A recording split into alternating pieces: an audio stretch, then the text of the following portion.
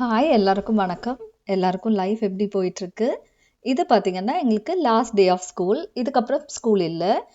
Summer holidays வந்துடும்.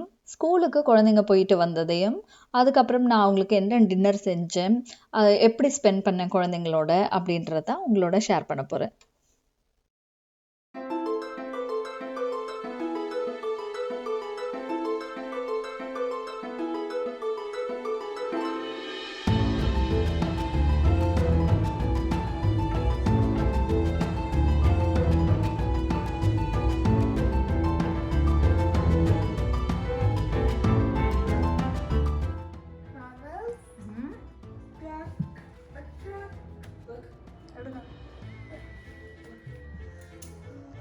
இது number lock அது காட்டுங்க. மறந்து போச்சு எனக்கு. காட்டுங்க, எங்க இருக்கு நம்பர்? நான் தானே வாங்கி கொடுத்துறேன்.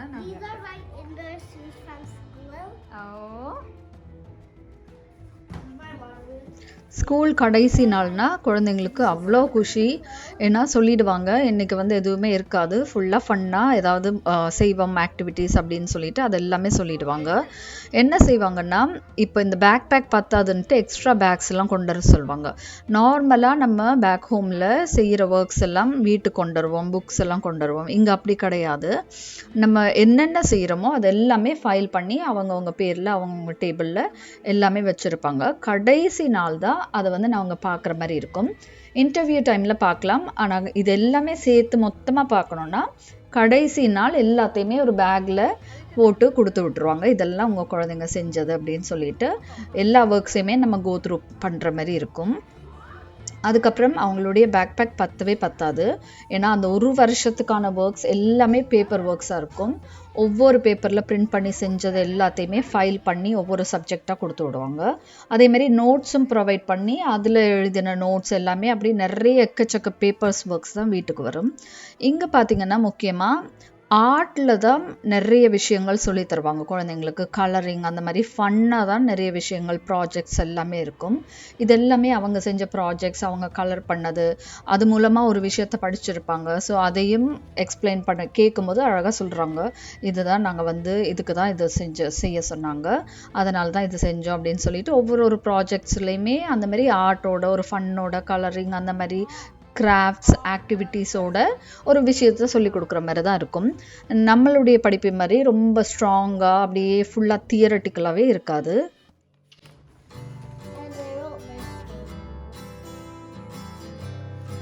பெஸ்ட் கரெக்ட் தான்.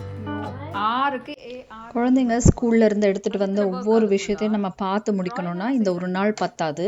ஏன்னா 3 பேருடைய ஒர்க்குமே அவ்வளோ நிறைய எடுத்துட்டு வந்திருந்தாங்க. ஒவ்வொரு விஷயமா எடுத்து அவங்களுக்கு எக்ஸ்பிளைன் பண்ணி அவங்க சொன்னாதான் அவங்களுக்குமே திருப்தி. ஸோ ஒவ்வொரு விஷயமா நான் கேட்டு ஓகே அப்படின்னு சொல்லிட்டு அதுக்கு கொஷின் பண்ணி எல்லாத்தையும் சொல்லி இது நடந்தது அப்படின்னு சொல்றதுக்கு ரொம்ப லாங் டே மாதிரி ஆயிடுச்சு. அதுக்கப்புறம் தான் டின்னர் அந்த மாதிரி செய்யணும். ஸோ அவங்களுக்கு அதை கேட்கலன்னா கூட அவங்களுக்கு ஒரு திருப்தி இருக்காது. ஸோ ஒவ்வொருத்தரும் என்ன செஞ்சாங்க, என்ன விளையாட்டு நடந்துச்சு அப்படின்னு சொல்லி எக்ஸ்பிளைன் பண்ணிட்டு இருந்தாங்க. அதுக்கப்புறம் பார்த்தீங்கன்னா அது மட்டும் இல்லாமல் அவங்களுக்கு டீச்சர்ஸ் மூலமாக ஒரு கிஃப்ட் மாதிரி பபிள்ஸ் அந்த மாதிரி விஷயங்களும் கொடுத்துருக்காங்க. 6ஆவது கிளாஸில் ஒரு குழந்தைக்கு பிறந்த நாள் அன்னைக்கு, அதனால் அவங்களும் லூட் பேக் கொடுத்து விட்டுருந்தாங்க. இங்கே பார்த்தீங்கன்னா பர்த்டேக்கு நீங்கள் எதுவுமே சாப்பாடு ஷேர் பண்ண முடியாது.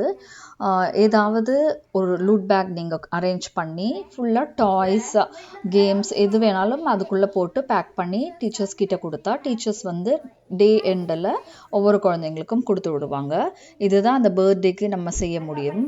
மற்றபடி நம்ம அங்கே ஷேர் பண்ணுற மாதிரி கேக்ஸோ சாக்லேட்ஸோ அந்த மாதிரி எதுவுமே சாப்பாட்டு பொருட்கள் அக்செப்ட் பண்ண மாட்டாங்க. அந்த லூட் பேக்கில் நீங்கள் எவ்வளோ வேணாலும் வாங்கி போடலாம், அது உங்களுடைய இஷ்டம். அதேமாதிரி கொடுக்காட்டி கூட அது எதுவுமே பிரச்சனை கிடையாது, அதுக்கும் எந்த கேள்வியும் கேட்க மாட்டாங்க.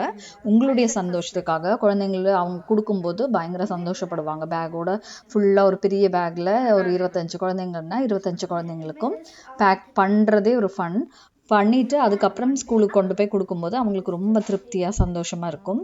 அதனாலே அந்த பர்த்டே டைம் மிஸ் பண்ணாமல் அது செஞ்சிடுறது. கடைசி நாள் எதை பார்க்குறது எதை விடுறதுன்றதை விட அதோட ஒரு குழந்தைக்கு பர்த்டேன்னும் போது ஆராக்கு பயங்கர சந்தோஷமாயிடுச்சு. அவங்க பிக்சர்ஸ் எடுத்து ஒவ்வொரு கிளாஸ்லேயுமே அந்த குழந்தைங்க செய்கிற ஆக்டிவிட்டீஸை போஸ்ட் பண்ணுவாங்க. அதாவது ஒரு வாலில் ஒட்டி வைப்பாங்க பின் பண்ணி, அதையுமே கொடுத்து விடுவாங்க. கடைசியில் நீங்கள் இந்தாங்க கொண்டு போய் என்ஜாய் பண்ணுங்க அப்படின்னு சொல்லிட்டு அந்த வருஷம் ஃபுல்லாக எடுத்த விஷயங்கள் எல்லாமே கொடுத்து விடுவாங்க. அப்படியே ஒவ்வொரு விஷயமா எடுக்க அந்த பேக்லேருந்து வந்துகிட்டே இருந்தது. நான் ஃபுல்லாக பேக் ஓப்பன் பண்ணி பார்க்கல. அதுக்கப்புறம் அஜய் வச்சுருக்கிறது பார்த்திங்கன்னா அங்கே மியூசிக்கும் சொல்லி தர்றாங்க. ஸோ அந்த மியூசிக் இன்ஸ்ட்ருமெண்ட்டையும் கடைசியில் கொடுத்து விட்டுறாங்க. அதை அவங்க யூஸ் பண்ணட்டும் எப்படின்னா, ஏன்னா அடுத்த வருஷத்துக்கு அப்படியோ அந்த குழந்தைங்க வேறு ஸ்கூல் மாறலாம், இல்லை அதே இன்ஸ்ட்ருமெண்ட் வேறு இன்ஸ்ட்ருமெண்ட் யூஸ் பண்ணலாம் அப்படின்னு சொல்லிட்டு அதை கொடுத்து விட்டுருவாங்க. குழந்தைங்களுக்கு என்ன எக்ஸைட்மெண்ட்னா, இது இவ்வளோத்தையுமே நம்ம பார்த்தது கிடையாது. எல்லா விஷயத்தையுமே ஷேர் பண்ணியிருக்க மாட்டோம். இன்டர்வியூ டைமில் கொஞ்சம் விஷயம் அந்த செமஸ்டருக்கு மட்டும்தான் நாங்கள் போய் பார்க்குற மாதிரி டிஸ்கஸ் பண்ணுற மாதிரி இருக்கும் டீச்சர்ஸ் கூட. ஸோ எல்லாத்தையுமே ஃபுல்லாக ஹோலாக எடுத்துகிட்டு வரும்போது இதை பாருங்கள் அதை பாருங்கள் அப்படின்னு சொல்லிட்டு பயங்கர ஒரு எக்ஸைட்மெண்ட்டோடு தான் ஒவ்வொரு விஷயத்தையும் செஞ்சு காட்டுவாங்க, சொல்லுவாங்க. அதுவுமே ரொம்ப ஃபன்னாக இருக்கும். அதை என்ஜாய் பண்ணுற மாதிரி தான் இருக்கும். There is? கொடுத்துருக்காங்க. No, that's 2 bags. Not 2 recorder. 2 bags? But you can keep the recorder. Actually, now you're too rude. உடனேயா make all Canada. வச்சு என்ன செய்ய போறீங்க? Stop taking all my stuff. Is that your Pikachu? Yes, dude. Oh, Canada. Isaac and Nick. Who's Nick? Nick. I'm not giving on that. அவ்வளவுதானா? And maybe I have something. சாப்பிடுவோமா? Lunch Maybe I சாப்பிடுவோமா? have something else.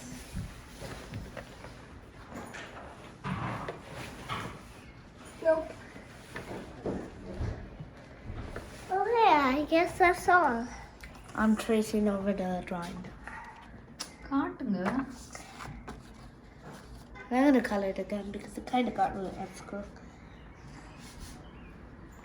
And I guess my stuff are all done. But I can open the loot bag. Shall I open it now? Yeah, loot bag. சாப்பிட்டுட்டு open பண்ணோமா? Yeah.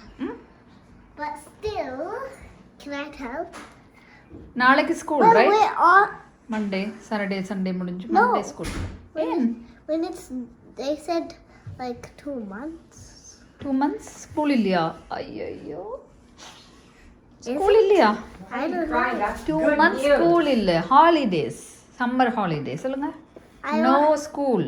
I want to go to school I want to when there's summer holidays. I want to go to the beach. Beach. 2 months off ஆரா. I want to go ஸ்கூலே fishing. இல்ல. I want to go fishing and Fishing, catch போகணும். fish and catch all. Yeah. And I want to go to Old Canada in Canada. Canada day இன்னும் 3 நாள் தான். I'm gonna go to Old Canada. Give my just open it. And now I'm starting to open it. போயிடுங்க. With Play-Doh. Let me get one. Let me. What is it? I choose this. A car. Okay. No looking. A maze. Oh yeah. Those stuffs. Yeah. And a pencil. And an My eraser. Kit Kat eyeliners. And a Kit Kat. And that's all. Where's two? That's all. Wait, give it hand later. And that's all. Okay. Now, what shall we play with the I already got it to the middle. How? That's not the middle. I'm gonna draw now. And if someone wants to play Me, Play-Doh, me. okay, I have another Play-Doh. You go take that one. I'll take both of them, or one. Okay, I'll take one. You take one. You take that one. I'll take this one. Oh man, please, please.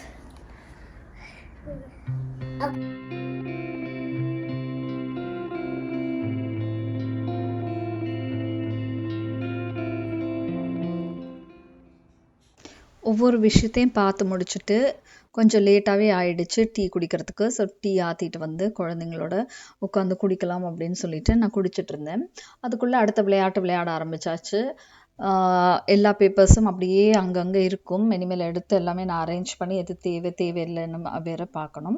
So அதெல்லாம் ஒரு சைடில் வச்சுட்டு அதுக்கப்புறம் dinner செய்யலாம் அப்படின்னு சொல்லிட்டு tea குடிச்சிட்ருக்கேன் இப்போது. இது பார்த்தீங்கன்னா கோட் பிரேக்கர் கேமுடைய அந்த குட்டி குட்டி காயின்ஸ் மாதிரி இருக்கும். டாய்ஸ்ன்னு சொல்கிறதா, அந்த குட்டி குட்டியாக கலராக மேட்ச் பண்ணி வச்சு விளையாடுறது. அதை ஆறாக ஃபுல்லாக கொட்டி ஒரு பாஸ்கெட்டில் வச்சுட்டு அதை கலர் சார்ட் அவுட் பண்ணுறேன் அப்படின்னு சொல்லிட்டு சார்ட் பண்ணிகிட்டு இருந்தா. சரி அதுவுமே ஃபன்னாக தானே இருக்கும் அப்படின்னு சொல்லிட்டு சரி சார்ட் பண்ணி வைங்க அப்படின்னு சொல்லிட்டு அவள் டீ கப்ஸுக்குள்ளே சார்ட் பண்ணிட்டு இருந்தா. நான் கிச்சனுக்கு வந்துட்டேன். டின்னர் என்ன செய்யலாம் அப்படின்னு சொல்லிட்டு ஃபர்ஸ்டே நான் சாசேஜஸ் இருந்துச்சு. ஸோ சிக்கன் சாசேஜஸ் எடுத்து வெளியில் வச்சுட்டேன் ஃப்ரீசர்லேருந்து. சிக்கன் சாசேஜோட எக்கை சேர்த்து ஒரு கிரேவி மாதிரி செஞ்சுட்டு டின்னருக்கு ரெடி பண்ணிடலாம் அப்படின்னு. டின்னருக்கு ப்ரெட் வந்து இட்டாலியன் ப்ரெட் வந்து வாங்கியிருந்தேன். ஸோ இட்டாலியன் ப்ரெட்டை வந்து பீசஸாக கட் பண்ணால் குழந்தைங்க அதோட தொட்டு சாப்பிட்ருவாங்க. நல்ல டேஸ்டியாகவும் இருக்கும், கொஞ்சம் ஈஸியாகவும் டைம் சேவ் பண்ணுற மாதிரி இருக்கும். ஏன்னா ஏற்கனவே எனக்கு ரொம்ப லேட்டாக தான் நான் கிச்சனுக்கு வந்திருக்கேன். அதுக்கப்புறம் கப் கேக்கும் ஒன்று பிளான் பண்ணியிருக்கேன்.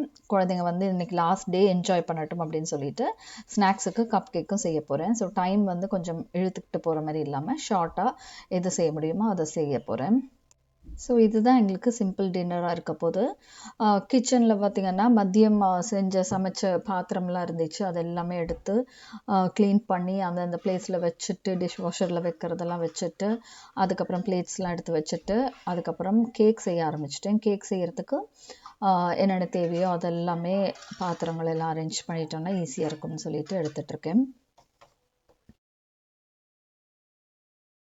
என்னென்ன தேவையோ அதை முதல்ல எடுத்து வச்சுட்டோன்னா ஈஸியாக டைம் கொஞ்சம் சேவ் ஆகும். இல்லைன்னா அப்பப்போ போய் எடுக்கிற மாதிரி இருக்கும்.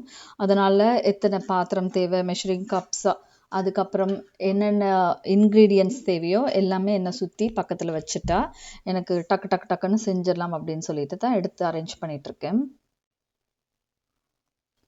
என்ன கேக் பண்ண போகிறேன்னா கப் கேக் தான் குழந்தைங்க கேட்டிருந்தாங்க. Red velvet cup cake recipe தான் இது. வந்து ரெட் வெல்வெட் கப் கேக்கில் வந்து ஃப்ராஸ்டிங் நார்மலாக பட்டர் ஃப்ராஸ்டிங் போட போகிறேன்.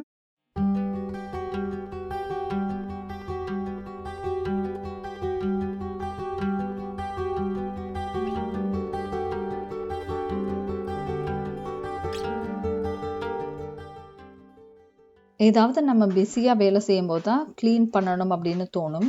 எதையாவது பார்த்தோன்னே இது கொஞ்சம் க்ளீன் பண்ணால் நல்லா இருக்குமே அப்படின்னு அந்த ஸ்பூன் வைக்கிற ரேக் பார்த்திங்கன்னா கொஞ்சம் அரேஞ்ச் பண்ணாமல் இருந்துச்சு. அது எல்லாமே எடுத்து மறுபடியும் அரேஞ்ச் பண்ணி தள்ளி விட்டுட்டேன். ஏன்னா அப்போ தான் ஈஸியாக இருக்கும். ஸ்பூன்ஸ் தனியாக, ஃபோக்ஸ் தனியாக எல்லாமே மிக்ஸ் ஆகி இருந்துச்சு. அவசரத்தில் கழுவிட்டு எடுத்து வைக்கும்போது நானே சில நேரம் மிக்ஸ் பண்ணிடுவேன், இல்லை குழந்தைங்க எடுக்கும்போது மிக்ஸ் பண்ணிடுவாங்க. அதனால் சரி அதை அரேஞ்ச் பண்ணிவிட்டு அதை வந்து ஃபிக்ஸ் பண்ணியாச்சு. கிச்சனில் கப் கேக் ரெசிபி செய்கிறேன்னா என்னை சுற்றி ஒரு 3 பேர் இருப்பாங்க. அது கண்டிப்பாக இது வந்து குழந்தையிலேருந்தே அவங்க செய்கிற விஷயம். அதேமாரி நானும் அவங்கள ஓகேன்ட்டு என்கேஜ்மெண்ட்டாக இருக்கட்டும் அப்படின்னு சொல்லிட்டு பேசாமல் விட்டுடுவேன். இது அவங்களுக்கு பழகியே போச்சு.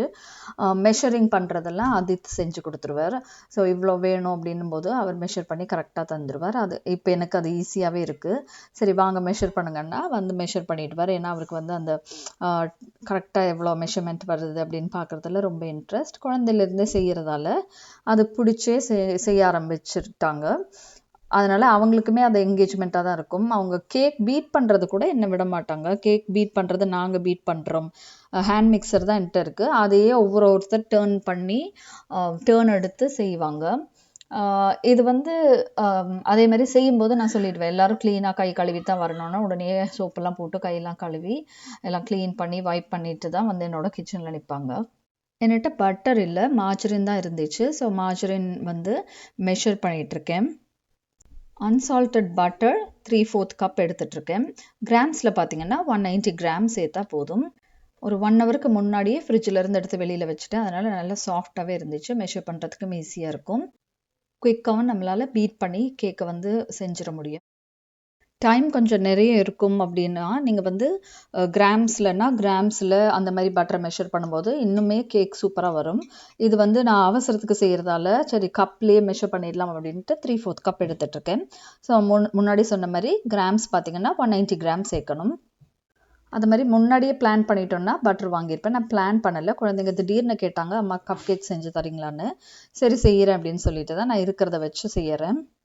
சுகர் பார்த்தீங்கன்னா கிரானுலேட்டட் சுகர், நார்மல் ஒயிட் சுகரை நான் வந்து அரைச்சி எடுத்துக்க போகிறேன். அரைச்சி எடுத்தால் பீட் பண்ணுற டைம் வந்து சேவ் ஆகும் அப்படின்ட்டு 1 கப் சுகர் சேர்க்கணும் இதுக்கு.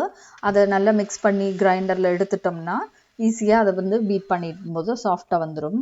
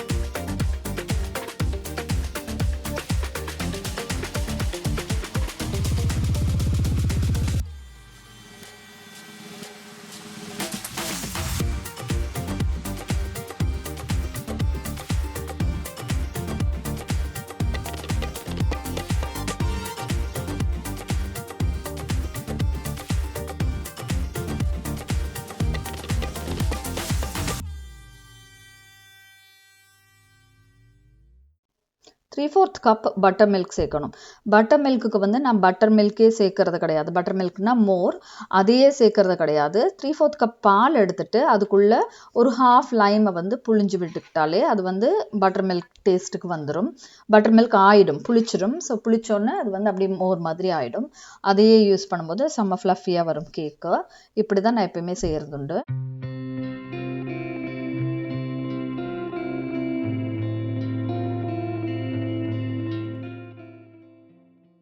என்னுடைய குட்டி ஹெல்ப்பர்ஸ் கிச்சனுக்கு வந்துட்டாங்க. அதனால் எனக்கு வந்து கொஞ்சம் வேலை கம்மின்னு சொல்லுவேன், கொஞ்சம் ஜாஸ்தின்னு சொல்லுவேன். அந்த மாதிரி இருக்கும். சில நேரம் என்னடா எல்லாருமே சுற்றி இருக்கிறாங்கன்னு இருக்கும். சில நேரம் அட இருக்கிறது நல்லா தானே இருக்குது அப்படின்னு ஃபன்னாகவும் இருக்கும். ஸோ அதை என்ஜாய் பண்ணவே ஆரம்பிச்சிட்டேன் நான். இதில் என்னென்னா எங்களுக்கு சண்டையும் வரும். நான் இது செய்கிறேன், நீங்கள் இது செய்கிறீங்களா அப்படின்னு சொல்லிட்டு. அப்போ நான் ஒவ்வொருத்தருக்கா பிரித்து ஒவ்வொரு விஷயத்த கொடுத்து, ஓகே நீங்கள் இதை செஞ்சுட்டு போங்க, அடுத்தது ஆரா வந்து செய்யட்டும், அடுத்தது அஜய் வந்து செய்யட்டும் அப்படின்னு சொல்லிட்டு ஒவ்வொரு விஷயமா அவங்களுடைய ஏஜுக்கு தகுந்த மாதிரி தான் கொடுக்குற மாதிரி இருக்கும். எல்லா விஷயத்தையும் அவள்கிட்ட கொடுக்க முடியாது, சேஃபும் இருக்குது. ஸோ சேஃப்டி விஷயத்தை பார்த்து எது முடியுமோ அதை மட்டும் செய்ய சொல்லி விட்டுடுவேன். இல்லை எனக்கு அவசரமாக இருக்குன்னா நானே செய்கிறேன் அப்படின்னு சொல்லிட்டு நான் எல்லாத்தையும் வாங்கிடுவேன். இது ரொம்ப லேட் ஆகுது, நீங்கள் எல்லாம் தள்ளி போங்க, நானே செய்கிறேன் அப்படின்னு சொல்லிட்டு செய்ய ஆரம்பிச்சிடுவேன். எப்பயுமே கேக் சாஃப்டாக வர்றதுக்கு நம்ம அந்த பட்டரையும் சுகரையும் பீட் பண்ணுறதுல தான் இருக்குது. எவ்வளோ நேரம் பீட் பண்ணுறோம், அது அப்படியே ஒயிட் கலராக நல்லா சாஃப்டாக ஃப்ளஃபியாக வர வரைக்கும் பீட் பண்ணிங்கன்னா கேக் வந்து சூப்பராகவே வரும். நீங்கள் எவ்வளவு இன்க்ரீடியன்ஸ் கொஞ்சம் மிஸ் பண்ணியிருந்தாலும், அதாவது கொஞ்சம் முன்ன பின்ன ஆயிருந்தாலும் மெஷரிங்கில், ஆனால் கேக் ஃப்ளஃபியாக அழகாக சூப்பராக வரணும்னா இதில் தான் இருக்குது. இது வந்து நீங்கள் ஹேண்ட் மிக்சராக இருந்தாலும் கொஞ்சம் டைம் எடுக்கும் தான், இல்லைன்னு சொல்லலை. ஹேண்ட் மிக்சராக இருந்தாலும் நிறைய நேரம் பீட் பண்ணிக்கிட்டே இருக்கும்போது சூப்பராக வந்துடும். அது கப் கேக் அந்த மாதிரி இருக்கும். நம்ம கடையில் வாங்குகிற கப் கேக்கை விட நல்லாவே வரும். நான் பீட் பண்ணவான்னு ஆரா வந்துட்டா, சரி ஒருத்தராக பீட் பண்ணுங்கன்ட்டு நானும் ஃபஸ்ட்டு இது வந்து நான் செய்கிறேன் அப்படின்னு சொல்லிட்டு செஞ்சிட்ருந்தேன். அதுக்கப்புறம் அதித் செஞ்சுட்டு இருந்தான்.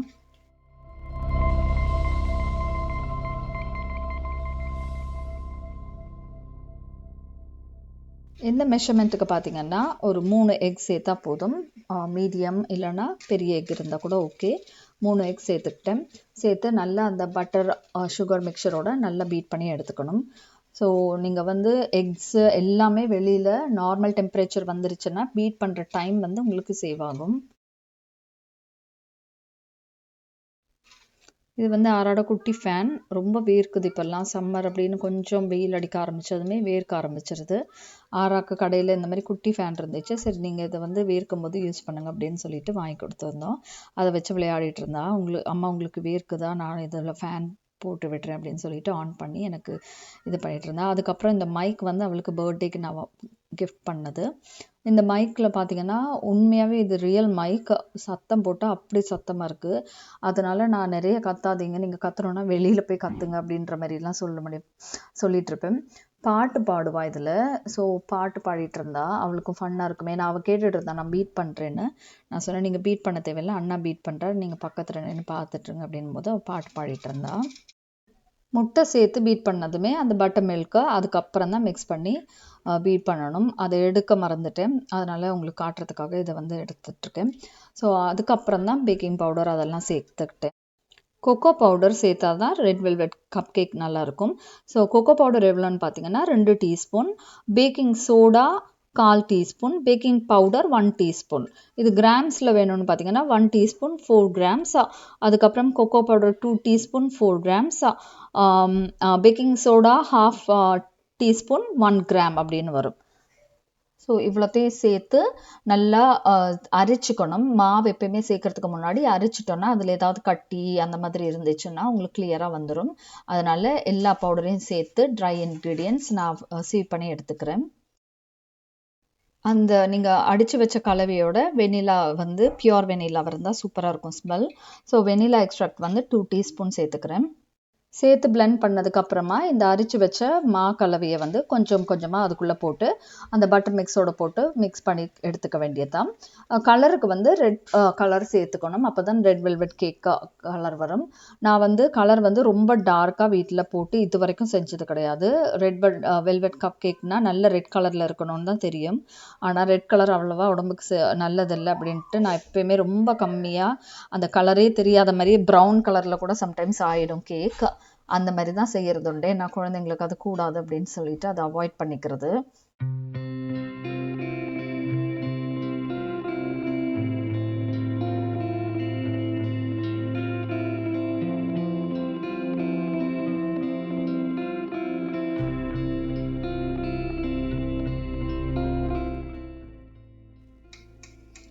நான் இதில் ஜெல் கலர் தான் சேர்க்குறேன். அந்த கலரையே நல்லா போட்டு மிக்ஸ் பண்ணிவிட்டு நீங்கள் வந்து கப் கேக் மோல்டில் வச்சு பேக் பண்ணி எடுக்கணும்.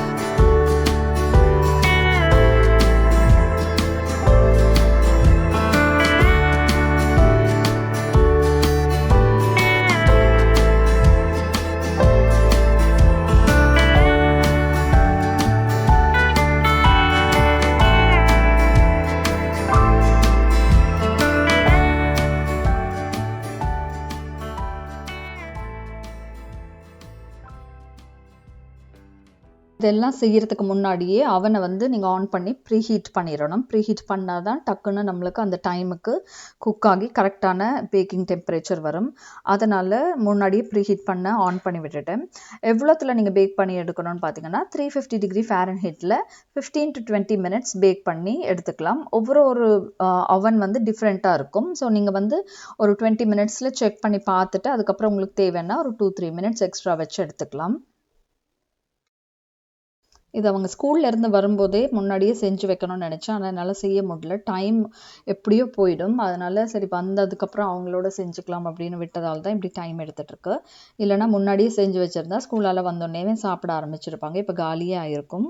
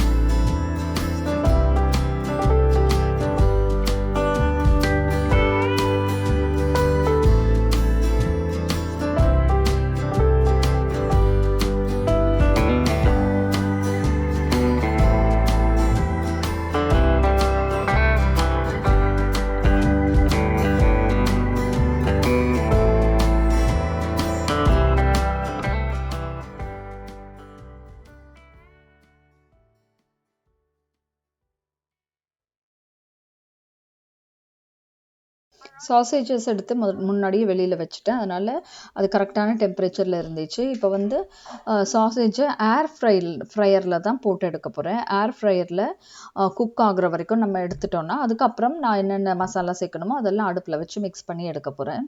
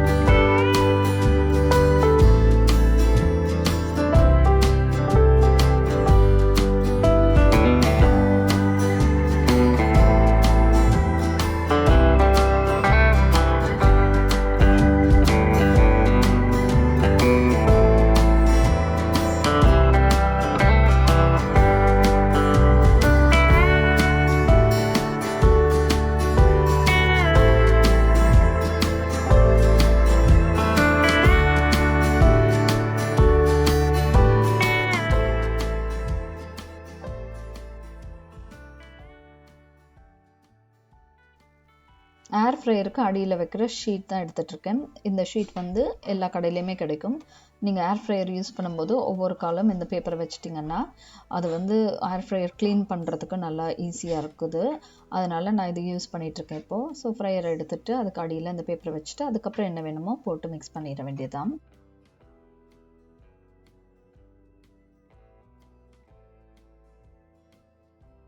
இந்த சாசேஜஸை நான் வெறுமாவே தான் வச்சு குக் பண்ணி எடுத்துக்க போகிறேன். ஏன்னா மசாலாலாம் சேர்க்க போகிறேன். அதே மாதிரி இது வந்து கொஞ்சம் ஸ்பைசி சாசேஜ். ஸோ ஸ்பைசி நம்ம எக்ஸ்ட்ரா ஆட் பண்ணணும்னு கிடையாது. இதை இப்படியே குக் பண்ணிவிட்டு சாப்பிட்ற மாதிரி அந்த மாதிரி தான் விற்கிறாங்க. ரொம்ப டேஸ்டியாக இருக்கும். சிக்கன்லேயே இவ்வளோ ஃப்ளேவரோட சூப்பராக வரும். நம்மளுக்கு சேர்த்தா கூட இந்த டேஸ்ட் வராது. அதனால் இது எங்களுக்கு ரொம்ப ஃபேவரட் எல்லாருக்குமே. அதனால தான் இதை எடுத்து இப்போ குக் பண்ண வைக்க போகிறேன்.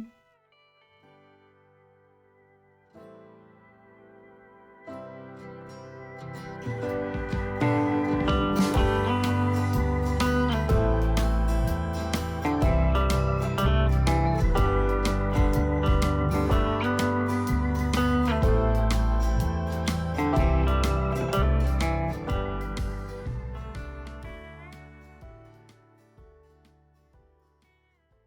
put it in my. குழந்தைங்களுக்கு பால் ஆற்றி வச்சுருந்தேன். சாக்லேட் மில்க்கு, ஆராக்கு நார்மல் பிளெயின் மில்க். இப்போ தான் வந்து ஆறிடுச்சு அப்படின்னு சொல்லிட்டு குடிச்சிட்ருக்காங்க. வெளியில் அடிக்கடி போய் விளையாடிட்டு வந்துட்டு இருந்தாங்க. ஏன்னா டெம்பரேச்சர் எங்களுக்கு கொஞ்சம் நார்மலாகவே போயிட்டுருக்கு. அதனால சரி வெளியில் விளையாடிட்டு வந்து பால் குடிக்கிறேன்னு சொல்லிட்டு ஆரா குடிச்சிட்ருக்கான்.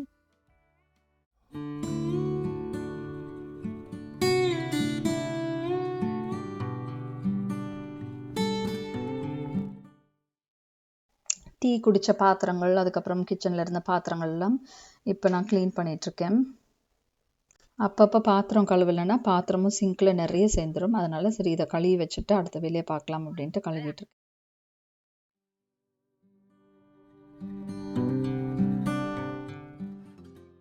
சும்மாவே ரொம்ப ஹீட்டாக இருக்கும். அதே நான் அவன் ஆன் பண்ணேன்னா ரொம்ப இன்னுமே ஏர் ஃப்ரையர் ஆனில் இருக்குது, அவனை ஆன் பண்ணிகிட்ருக்கேன்.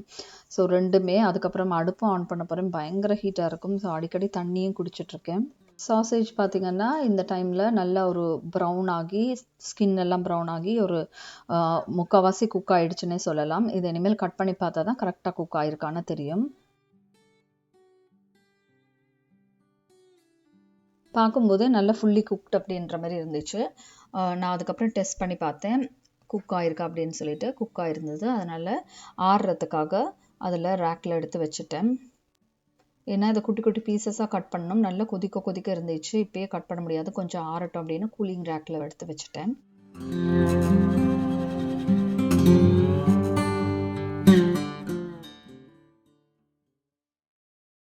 இந்த சாசேஜ் எக் கிரேவி செய்கிறதுக்கு 2 மீடியம் சைஸ் வெங்காயம், ஒரு தக்காளி, ஒரு 4-5 பச்சை மிளகாய் உங்களுடைய காரத்துக்கு ஏற்ற மாதிரி சேர்த்துக்கலாம். நான் வந்து அந்த சாசேஜில் கொஞ்சம் காரம் இருக்குது, இருந்தாலுமே கொஞ்சம் ஸ்பைசியாக இருந்தால் நல்லாயிருக்கும் அப்படின்னு சொல்லிட்டு ஒரு 5 பச்சை மிளகாய் அப்படியே சேர்த்துக்க போகிறேன். குட்டி குட்டியாக வெட்டிட்டிங்கன்னா அந்த வெங்காயத்துடைய இதுவே தெரியாது. அதனால் குட்டி குட்டியாக பொடிசாக வெங்காயத்தை வெட்டி வதக்கி எடுத்துக்கணும்.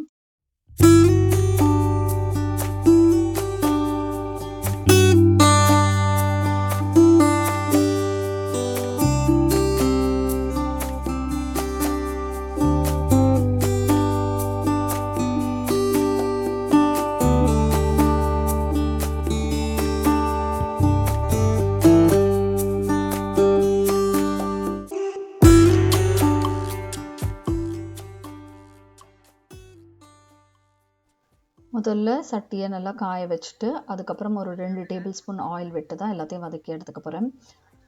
பார்த்திங்கன்னா கிச்சனில் நிறைய பொருட்கள் இருக்க மாதிரி இருக்கும். நம்ம சமைச்சு முடிச்சதுக்கப்புறம் ஒரு டிஷ் தான் கடைசியாக செய்கிற மாதிரி இருக்கும். பார்க்குறவங்களுக்கு என்னடா அப்படின்னு இருக்கும், எல்லாத்தையும் எடுத்து வச்சுருக்காங்களே அப்படின்னு. எப்போயுமே கிச்சனில் சமைக்கிறவங்களுக்கு தெரியும், இப்படி தான் இருக்கும். எல்லாம் கச்சக்கச்சான்னு இருக்கிற மாதிரி இருக்கும். செஞ்சு முடித்தா ஒரு டிஷ்ஷில் எடுத்து வச்சோன்னா ஒரே ஒரு சாப்பாடு, ஒரே ஒரு கறி, ஒரு குழம்பு அந்த மாதிரி தான் இருக்கும். நான் எல்லாத்தையும் எடுத்து வச்சுட்டு அதுக்கப்புறம் சமைச்சு முடிச்சுட்டு க்ளீன் பண்ணலாம் அப்படின்னு சொல்லிட்டு செஞ்சிட்ருக்கேன். ஸோ ஒரு 4 டேபிள் ஸ்பூன் ஆயில் விட்டுட்டு அது கொதிச்சதுக்கப்புறம் நல்லா கருவேப்பிலையை பிச்சு போட்டு அதுக்குள்ளே அந்த வாசனை வந்து தூக்கலாக இருக்கணும்னா கருவேப்பிலை எப்போயுமே சேர்க்கணும். நம்ம எவ்வளோதான் இட்டாலியன் டிஷ்ஷில் இருந்தாலும் நம்மளுடைய அந்த கருவேப்பிலை வாசனை வரும்போது சாப்பிட்றதுக்கு ஆசையாக இருக்கும். அதனால் கருவேப்பிலை சேர்த்துக்க போகிறேன்.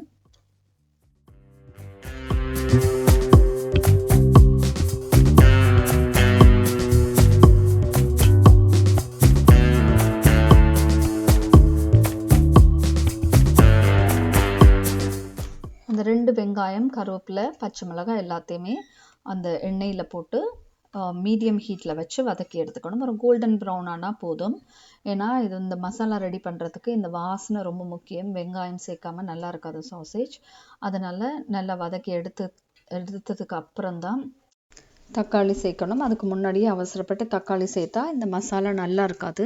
ஏன்னா எல்லாமே அப்படியே சேர்ந்து அந்த கிரேவியோட முட்டையும் சேர்க்க போகிறோம் கடைசியில். அதனால தான் நான் சொல்கிறேன், நல்லா வதக்கி எடுத்துக்கிட்டா தான் அந்த டேஸ்ட் சூப்பராக இருக்கும் ப்ரெட்டோடு சாப்பிட்றதுக்கு. குட்டி குட்டியாக தக்காளியை பொடிசாக கட் பண்ணி எடுத்துக்கிட்டால் ரொம்பவே நல்லது. அரைச்சி சில பேர் சேர்ப்பாங்க. எனக்கு அரைச்சி சேர்க்குறது அந்த டேஸ்ட் பிடிக்கவே பிடிக்காது. அதனால் எப்பயுமே எவ்வளோ முடியுமோ அந்த மாதிரி பொடிசாக கட் பண்ணிவிட்டு சேர்த்து வதக்கி எடுத்துக்கணும். இதில் வந்து நம்மளுக்கு ஏற்ற மாதிரி நம்ம மசாலா சேர்த்துக்கலாம். நம்ம நார்மல் மசாலா சேர்க்குறத விட இந்த grill பண்ணும்போது சேர்க்குற மசாலாஸ் ரொம்பவே பிடிக்கும். க்ரில்லுக்கு பாபிக்யூ சிக்கனுக்கு அந்த மாதிரி சேர்க்குற மசாலா சென்ட்டு இருந்தது, அதுதான் எடுத்து சேர்க்க போகிறேன். நான் சேர்க்குறது பார்த்திங்கன்னா பாபிக்யூ மசாலா இருந்துச்சு, அதை தான் 2 டேபிள் ஸ்பூன் சேர்த்துக்க போகிறேன். இந்த பக்கம் என்ன நடக்குதுன்னு பார்த்தீங்கன்னா, அலெக்ஸாவில் பாட்டு கேட்டுட்டு இருந்தேன். பாட்டு கேட்டுட்டு இருக்கும்போது ஆரா வந்து ஆட ஆரம்பிச்சுட்டா. சரி ஆடுங்க அப்படின்னு சொல்லிட்டு அவளும் எனக்கு பின்னுக்கு ஆடிட்டே இருந்தா. இந்த பக்கம் நான் வந்து என்னுடைய வேலையை செஞ்சுட்டு இருந்தேன். ரொம்பவே என்டர்டைன்மெண்ட்டாக இருந்தது. இந்த பக்கம் ஒரு சைட் பாட்டு, இந்த பக்கம் டான்ஸு, இந்த பக்கம் வேலை அப்படின்னு ஓடிட்டு இருந்தது. ரொம்ப எல்லாம் தமிழ் பாட்டு பார்க்குறது கிடையாது. பட் தமிழ் பாட்டு ஏதாவது கேட்டால் ஆட ஆரம்பிச்சிருவா. அவளுக்கு வந்து ஸ்டெப்ஸ் எப்படி போடுறதுன்னு சில விஷயங்கள் தெரியுது, சில விஷயம் தெரியலை. ஸோ கையை காட்டி இப்படி செய்யுங்க அப்படின்னா செய்ய ஆரம்பிச்சிருவா. அவளுக்குமே பயங்கர சந்தோஷமாயிடும். ஆட ஆரம்பித்தா ஸ்டாப் பண்ணவே மாட்டா, ஆடிக்கிட்டே இருப்பா. எல்லாரும் டான்ஸுக்குன்னு எந்த கிளாஸுமே சேர்க்கல. அவள் கேட்டுக்கிட்டே இருப்பா, என்னை வந்து டான்ஸ் கிளாஸில் சேர்த்து விடுங்க அப்படின்னு சொல்லிட்டு. முன்னாடி குழந்தையா இருக்கும்போது பேலே பழகணும் அப்படின்னு கேட்டுட்டு இருந்தா. சரி கொஞ்சம் வளர்ந்த அப்புறம் தானே இது பிடிக்குது அப்படின்னு தெரியும் அப்படின்னு சொல்லிட்டு வெயிட் பண்ணுங்க அப்படின்னு சொல்லியிருக்கோம். சாசேஜ் பாருங்கள், சூப்பராக உள்ள குக்காக இருந்தது. வெளியில் பார்க்கும்போது ரொம்ப ட்ரையாக இருக்கிற மாதிரி இருக்கும் ஸ்கின். ஆனால் சாசேஜ் இப்படி தான் பாபிக்யூவில் நம்ம கிரில் பண்ணி எடுக்கும்போதும் இருக்கும். ஆனால் டேஸ்ட் வந்து ரொம்ப வெளியில் பார்க்கும்போது கருகின மாதிரி இருக்கும், ஆனால் அந்த மாதிரி இல்லாமல் நல்லா கரெக்டாக குக்காக இருந்தது. இந்த பக்கம் நானுமே அவளுக்கு ஆட சொல்லி கொடுத்துட்டு இருந்தேன், வேலையும் செஞ்சுட்டு இருந்தேன். இதில் இன்னொரு முக்கியமான விஷயம், நம்ம ஆடின பாட்டை இதில் உங்களுக்கு போட முடியாது. அதனால் பாட்டு இல்லாமல் தான் இருக்க போது, நல்லாவே இருக்காது. பாட்டோடு பார்த்திங்கன்னா ரொம்ப சூப்பராக ரசிக்கிற மாதிரி இருந்திருக்கும். எனக்குமே கவலை தான், போட முடியாது இல்லை நம்ம, அதனால் அப்படியே வெட்டுற போகிறேன். எனக்கு ஒரு டைமுக்கு மேலே டயர்ட் ஆகிடும். ஆனால் இவ விடவே மாட்டா, தொடர்ந்து ஆடிக்கிட்டேன்னு நான் சொல்ல, போதும் இதுக்கப்புறம் நாளைக்கு ஆடிக்கலாம், அதுக்கப்புறம் வெறுத்தே போயிடும் அப்படின்னு சொல்கிற அளவுக்கு நைட் ஃபுல்லாக ஆடிக்கிட்டே இருப்பாள்.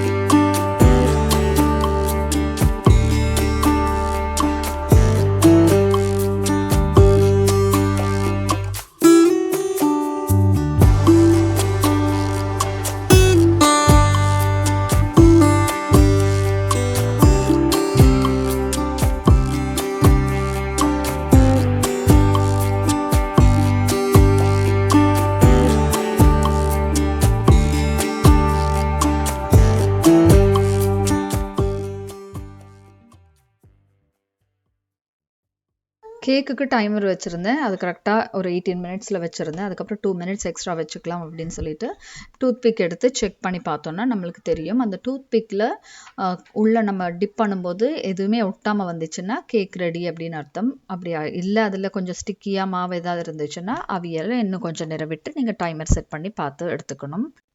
ஸோ நான் டூத் பிக் வச்சு பார்க்கும்போது எதுவுமே ஒட்டலை, கேக் வந்து ரெடி ஆகிடுச்சு. இதில் ஃப்ராஸ்டிங் வேறு கேட்டிருந்தாங்க. ஸோ ஃப்ராஸ்டிங் போடணுன்னா இது ஆறினா தான் நம்மளுக்கு ஃப்ராஸ்டிங் போட முடியும். ஸோ ரெடி ஆகிடுச்சு. இப்போ இறக்கி வச்சுட்டு நல்லா ஆறுனதுக்கப்புறம் தான் போட முடியும், அதுக்கும் லேட் ஆக போகுது.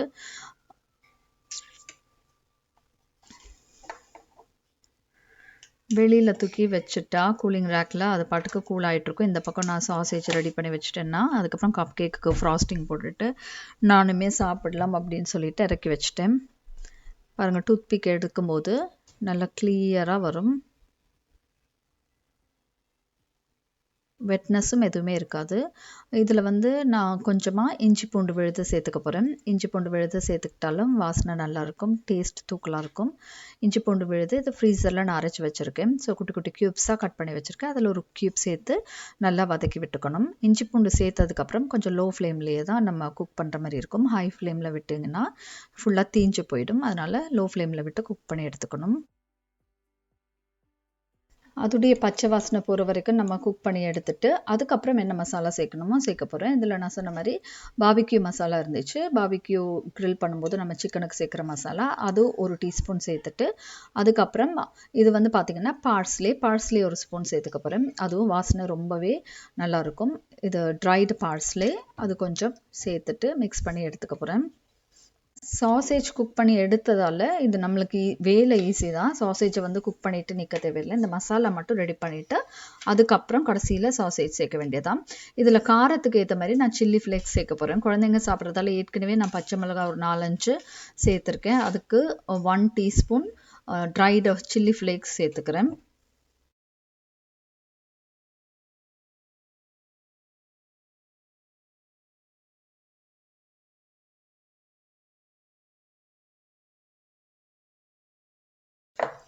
என்னடா இவ்வளவு ஸ்பைசி அப்படின்னு பார்த்தீங்கன்னா, நான் வந்து சில்லி சாஸ் சேர்க்க போகிறேன். ஸ்பைசி இல்லைனாலும் நல்லா இருக்காது. குழந்தைங்க இப்போ ஸ்பைசி சாப்பிட ஆரம்பிச்சிட்டாங்க. ஸோ அதனால் சில்லி சாஸும் சேர்க்கலான்னு பார்த்தீங்கன்னா முடிஞ்சிருச்சு. ஆனால் அதுக்குள்ளே நான் ஃபுல்லாக ஓப்பன் பண்ணி எடுக்கும்போது வந்துச்சு. ஒரு 2 டீஸ்பூன் சில்லி சாஸ் சேர்த்துக்கிட்டேன்.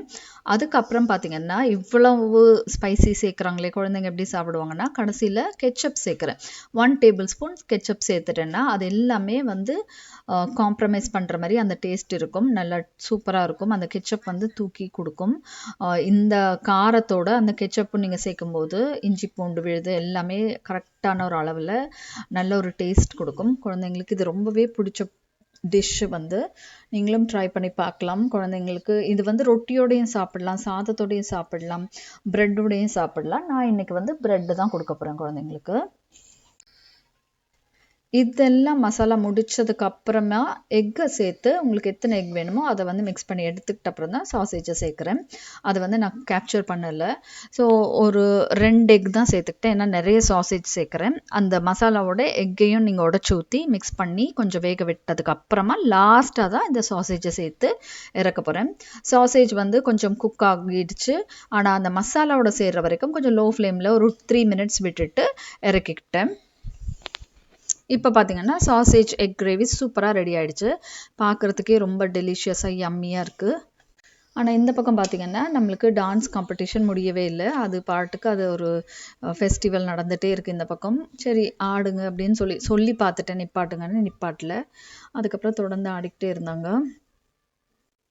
கப் கேக் நல்லா ஆறி இருந்துச்சு. ஆறுனதுக்கப்புறம் போட்டால் தான் நம்மளுக்கு உடனே சாப்பிட முடியும். இல்லைன்னா ஃபுல்லாக ஃப்ராஸ்டிங் மெல்ட் ஆகிடும். ஃப்ராஸ்டிங் ரெடி பண்ணி வச்சுருந்தேன். என்ன கலர் பார்த்திங்கன்னா எல்லோ கலர் ஃப்ராஸ்டிங் தான் போட போகிறேன். பெரிய நாசல்ஸில் சும்மா மேலே வந்து ஒரு ஃப்ளாரட்ஸா மாதிரி போட போகிறேன். குழந்தைங்களுக்கு ஃப்ராஸ்டிங் போடாமல் கொடுத்தாலும் சாப்பிடுவாங்க. பட் ஃப்ராஸ்டிங் போடும்போது ரொம்ப ஆசையாக சாப்பிடுவாங்க. இன்றைக்கி ஒரு ஸ்பெஷல் டே அப்படின்ற மாதிரி அவங்களுக்கு செஞ்சு கொடுக்கலாம்னு தான் இந்த ஃப்ராஸ்டிங் செஞ்சிட்ருக்கேன். நான் செஞ்ச ஃப்ராஸ்டிங் கரெக்டாக அந்த 12 கப் கேக்குக்கும் கரெக்டாக வந்துச்சு. கொஞ்சம் பத்தாது. ஏன்னா சில கப் கேக்ஸில் கொஞ்சம் நிறைய போட்டுட்டேன். கொஞ்சமாக இருந்தால் அதை வந்து நான் சாப்பிட்டுக்கலாம் அப்படின்ட்டு, எனக்கு வந்து இவ்வளோ சுகர் கூடாது அப்படின்னு சொல்லிட்டு கொஞ்சமாக நான் இருக்கிறதெல்லாம் நான் சாப்பிடுவேன். ஆனால் குழந்தைங்களும் சில நேரம் நிறைய வேணாம், எனக்கு கொஞ்சமாக இருக்கிறது தாங்க அப்படின்னு கேட்பாங்க. அதனால் கரெக்டாக எல்லா கப் கேக்குக்குமே ஃப்ராஸ்டிங் போடுற மாதிரி இருந்துச்சு. குளிச்சுட்டு வந்ததுமே ஏதாவது சாப்பிடணும் போல் பசிக்கிற மாதிரி இருக்கும்ல. ஸோ வந்தோடனே இவங்களுக்கு கப் கேக் ரெடியாக இருந்தது. அவ்வளோ சந்தோஷமாக எடுத்து சாப்பிட ஆரம்பிச்சிட்டாங்க. ரொம்ப நல்லா வந்திருக்கு அப்படின்னு சொன்னாங்க. நானுமே சாப்பிட்டு பார்த்தேன். சூப்பராக வந்திருந்தது. ஃபர்ஸ்ட் டே ஸ்கூல் லீவு ஆரம்பிச்சிருச்சு. இன்னையிலேருந்து ஸ்கூல் இல்லை அப்படின்போது ஏதாவது செய்யணும் அப்படின்னு ஆரம்பிச்சிட்டாங்க. இந்த இது கேட்டிருந்தாங்க, பைப் கிளீனர்ஸ் அண்ட் என்னது கிச்சன் டவல்ஸ் புதுசாக இருந்துச்சு. அதை வச்சு நாங்கள் கிராஃப்ட் செய்ய போகிறோம், பன்னி செய்ய போகிறோம் அப்படின்னு சொல்லிட்டு வெளியில் உட்காந்து செஞ்சுட்டு இருந்தாங்க. வெதர் பார்த்திங்கன்னா பயங்கர ஹீட்டாக இருந்தது. திடீர்னு மழை வந்து ஃபுல்லாக கொஞ்சம் கூல் ஆகிடுச்சு. அதனால் வெளியில் முன்னாடியே உட்காந்து விளையாடிட்டு இருந்தாங்க. அந்த மாதிரி ஒரு விஷயமா செஞ்சுட்டு இருக்கும்போது நானுமே கொஞ்சம் ட்ரை பண்ணேன். நல்லா தான் வந்துச்சு. பன்னி ரேபிட்லாம் அழகாக வந்துச்சு. அது வந்து கிச்சன் டவல்ஸ் ஒன்றுமேல பைப் கிளீனர்ஸ் வச்சு சுற்றி ஒரு ஷேப்பில் செய்யணும். டக்கா, பன்னி ரேபிட்ஸ் அந்த மாதிரி விஷயங்கள் செஞ்சு பார்த்துட்டு இருந்தாங்க. மழை பெஞ்சோன்னா கொஞ்சம் குளிர்ச்சி ஆகிடுச்சு. இருட்டாயிடுச்சு. கொஞ்சம் டக்குன்னு இருட்டான மாதிரி ஆயிடுச்சு. இல்லைன்னா கொஞ்சம் நல்லா 8-9 மணி வரைக்கும் நிறைய வெளிச்சமாக இருக்கும். இப்போ பார்த்திங்கன்னா கொஞ்சம் டல்லான மாதிரி ஆயிடுச்சு வெதர். உங்களுக்கும் என்னோட கனெக்ட் பண்ண முடியும்னு நம்புகிறேன். உங்களுடைய குழந்தைங்களும் இதே மாதிரி தான் இருப்பாங்க. ஸோ இந்த ரெசிபீஸ் உங்களுக்கு பிடிச்சிருந்ததுன்னா ட்ரை பண்ணி பாருங்கள். குழந்தைங்க ரொம்பவே விரும்பி சாப்பிடுவாங்க. இதே மாதிரி இன்னொரு ரொட்டீன் வீடியோலேயோ இல்லை டிஃப்ரெண்ட்டான வீடியோலேயோ சந்திப்போம். உங்களுக்கு இந்த வீடியோ பிடிச்சிருந்தா வீடியோக்கு ஒரு லைக் பண்ணுங்கள். என்னுடைய சேனலில் முதல் முறையாக பார்க்குறீங்கன்னா சப்ஸ்கிரைப் பண்ணி விட்டுக்குங்க. இந்த மாதிரி நிறைய வீடியோஸ் வந்துகிட்டே இருக்கும். இன்னொரு வீடியோவில் பார்க்கலாம்.